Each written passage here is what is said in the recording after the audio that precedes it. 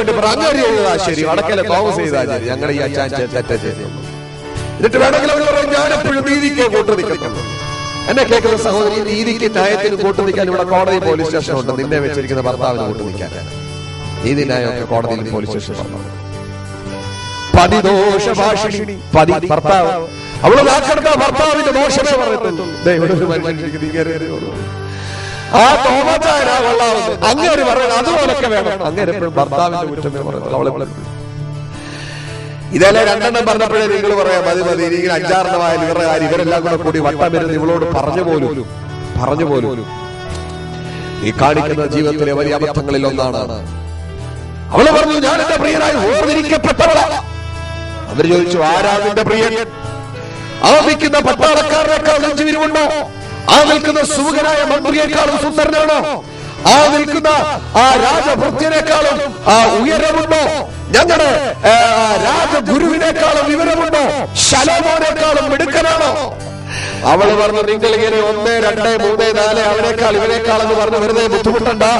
നിങ്ങൾ 9,999 അല്ല 10,000 പേരെ കൊണ്ടുവന്ന് നിർത്തിയതോട് ചോദിച്ചിട്ട് അവനേക്കാൾ മിടുക്കനാണോ, ഇവനേക്കാൾ സുന്ദരനാണോ, അവനേക്കാൾ നെഞ്ചുവിരിവുണ്ടോ, ഇവനേക്കാൾ പുരുഷത്വമുണ്ടോ എന്നോട് ചോദിച്ചാൽ എനിക്ക് മറുപടി അറിയുള്ളൂ.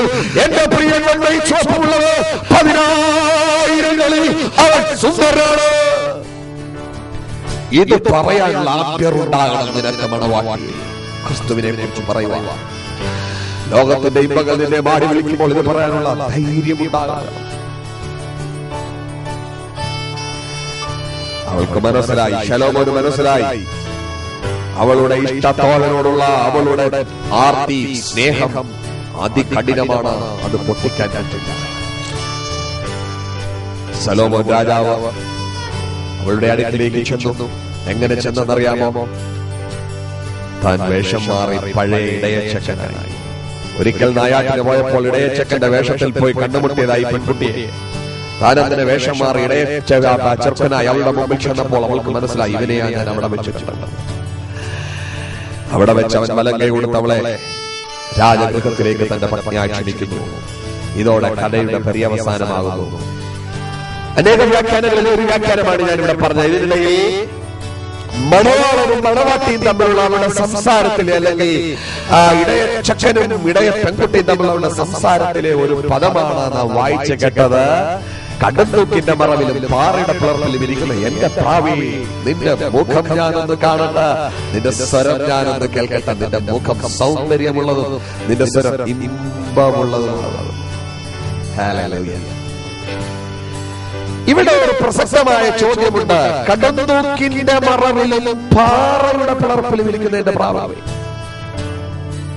അവിടെ എന്തോ ഒരു പന്തികേട് തോന്നുന്നില്ലേ? സാധാരണ പ്രാക്കളൊക്കെ കടന്തൂക്കിന്റെ മറവിലാണോ ഇരിക്കുന്നത്? പാറയുടെ പിളർപ്പിലാണോ ഇരിക്കുന്നത്? അല്ല. നമുക്കറിയാം, നമ്മുടെ നാട്ടിലെ നല്ല 4 നില കെട്ടിടമുണ്ടെങ്കിൽ, നല്ല 4 നില കടകളുണ്ടെങ്കിൽ, അല്ലെങ്കിൽ നല്ല മാർബിൾ കെട്ടിടങ്ങളൊക്കെ ഉണ്ടെങ്കിൽ അതിന്റെയൊക്കെ ഉയരങ്ങളിൽ വളരെ മനോഹരമായ ഇടങ്ങളിൽ മാത്രമേ പ്രാക്കൾ കൂടുകൂട്ടാറുള്ളൂ. പക്ഷെ ഇവിടുത്തെ പ്രശ്നം, ഈ പ്രാവിരിക്കുന്നത് നഗരമധ്യങ്ങളിലല്ല, ഉയർന്ന കെട്ടിടങ്ങളിലല്ല, മാർബിൾ സൗധങ്ങളിലല്ല, പ്രത്യേക നാടുവിട്ട ദേശം വിട്ട ആ പാറയുടെ പിളർപ്പുകളിൽ, കടന്തൂക്കിന്റെ മറവിൽ. എന്റെ ഭാവനയുടെ ലോകത്ത് ഞാൻ ഈ പ്രാവിന്റെ കൂടെ കുറച്ചു നേരം പോയി നോക്കി. ഈ പ്രാവിനെ കണ്ടെത്തി ഞാൻ അതിനോട് ചോദിച്ചു, എന്തുകൊണ്ടാ പ്രാവ്, ഞങ്ങളുടെ നാട്ടിലെ പ്രാവൊക്കെ നല്ല സ്ഥിതിയിൽ നിൽക്കുമ്പോൾ നീ മാത്രം ഈ കടന്തൂക്കിന്റെ മറവിലിരുന്ന് കുറുകി ഞരങ്ങുന്നു? തന്റെ ഇളം ചുണ്ടുകൊണ്ട് എന്നെ ചുണ്ടി തോണ്ടിയെടുത്ത് കാണിച്ച ഒരു തിരുവചന ഭാഗം ഞാൻ ഇവിടെ വായിച്ച കേൾപ്പിക്കുന്നു. ലേവ്യ പുസ്തകം 14-ാം അധ്യായം 49 മുതൽ 53 വരെയുള്ള വാക്യങ്ങൾ. അപ്പോൾ അവൻ വീട് ശുചീകരിക്കേണ്ടതിന് 2 പക്ഷി, ദേവദാരു, ചുവപ്പ് നൂൽ, ഈസോപ്പ് എന്നിവയെടുത്ത് ഒരു പക്ഷിയെ മൺപാത്രത്തിലുള്ള ഉറവ് വെള്ളത്തിൽ മീതെ അറുക്കണം. പിന്നെ ദേവദാരു, ഈസോപ്പ്, ചുവപ്പ് നൂൽ, ജീവനുള്ള പക്ഷി എന്നിവയെ എടുത്ത് അറുത്ത പക്ഷിയുടെ രക്തത്തിലും ഉറവ വെള്ളത്തിലും മുക്കി വീട്ടിന്മേൽ 7 പ്രാവശ്യം തളിക്കണം. പക്ഷിയുടെ രക്തം, ഉറവ വെള്ളം, ജീവനുള്ള പക്ഷി, ദേവദാരു, ഈസോപ്പ്, ചുവപ്പ് നൂൽ എന്നിവയെ കൊണ്ട് വീട് ശുചീകരിക്കണം. ജീവനുള്ള പക്ഷിയെ പട്ടണത്തിന് പുറത്ത് വെളിയിൽ വിടണം. അങ്ങനെ വീടിന് വേണ്ടി പ്രായശ്ചിത്തം കഴിക്കണം. ഇസ്രായേലിൽ ഒരു വീടിന് കുഷ്ഠം വന്നാൽ ആ വീടിനെ ശുദ്ധീകരിക്കുന്ന കർമ്മമാണ് നാം ഇവിടെ വായിച്ചിട്ടുള്ളത്. ഇസ്രായേലിൽ സാധാരണ മനുഷ്യന് കുഷ്ഠം വരും, ആലയത്തിന് കുഷ്ഠം വരും, വീടിന് കുഷ്ഠം വരും. പക്ഷേ ലെപ്രസി ഓഫീസർ പുരോഹിതനാണ്.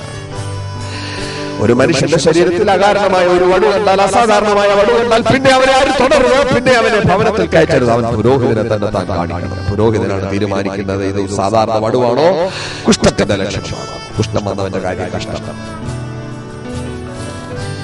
ഒരു വീടിന്റെ ഭിത്തി ഇളകി തുടങ്ങിയാൽ, അതിന്റെ കട്ടയ്ക്ക് ഇഷ്ടികയ്ക്ക് നിറം മാറി തുടങ്ങിയാൽ, അതിൽ നിന്ന് ഇഷ്ടികയിൽ നിന്ന് മണ്ണിടിഞ്ഞ് വീഴാൻ തുടങ്ങിയാൽ പിന്നെ വീട്ടിൽ കയറരുത്. പുരോഹിതനെ ചെന്ന് വിളിച്ചോണ്ട് വരണം. പുരോഹിതൻ വന്ന് വീട് കാണണം. അങ്ങനെ ആ വീടിന് കുഷ്ഠമുണ്ടോ എന്ന് തീരുമാനിച്ചാൽ പിന്നെ അതിനെ ശുചീകരിക്കുന്ന ഒരു കർമ്മം, അതിന് ചില നടപടികളുണ്ട്. ചിലപ്പോൾ അത്രയിടത്ത് ഇടിച്ച് പൊളിച്ച് കളയാൻ പറയും, ചിലപ്പോൾ അത്ര അത് കുഴപ്പമില്ലെന്ന് പുരോഹിതൻ പറയും. പുരോഹിതൻ അറിയാം, തന്റെ ഉറിയും തുമ്പിയും വെച്ച് ദൈവസന്നിധി നിൽക്കുമ്പോൾ അറിയാം ഈ വീടിന് കുഷ്ഠമുണ്ടോ ഇല്ലയോ. അങ്ങനെ കുഷ്ഠം സംഭവിച്ച ഒരു വീടിനെ ശുചീകരിക്കുന്ന കർമ്മം, ആ വീടിന്റെ കുമ്മായപ്പൊട്ട് ഇഷ്ടിക ഇടിച്ചു കളഞ്ഞ ശേഷം വൃത്തിയാക്കിയ ശേഷം ശുചീകരിക്കുന്ന കർമ്മത്തെ കുറിച്ച് അവിടെ എഴുതിയിരിക്കുന്നത്.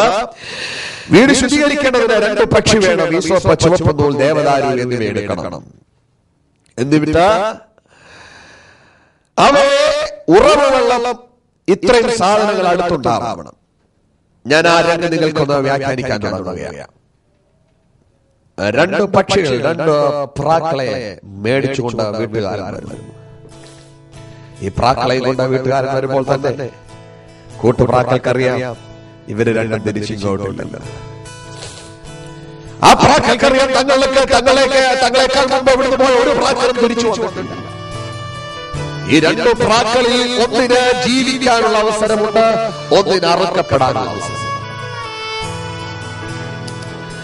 2 പ്രാക്കളെ അടുത്തെടുത്ത് വെച്ചിരിക്കുകയാ. പുരോഹിതൻ വന്നിട്ട് ഈ 2 പ്രാക്കളിൽ ഒന്നിനെ ജീവിക്കുവാനും ഒന്ന് മരിക്കുവാനും നിങ്ങൾക്കറിയാം.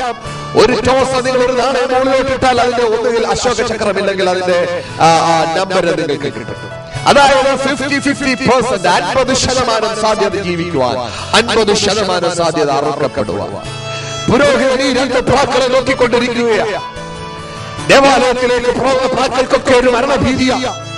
അവർ രണ്ടുമെങ്കിലും തമ്മിൽ നോക്കി നിൽക്കുക. ആരുടെ മേലാണോ പിടി വീഴുന്നത്, ആരുടെ മേലാണോ പിടി വീഴുന്നത്, ആരാണോ പുരോഹിതൻ പിടിക്കുന്നത്, തന്റെ കൈ തന്റെ വലം കൈ ചെന്ന് 7 പ്രാവിന്റെ മേലാണോ വീഴുന്നത്, അത് അറുക്കപ്പെടണം.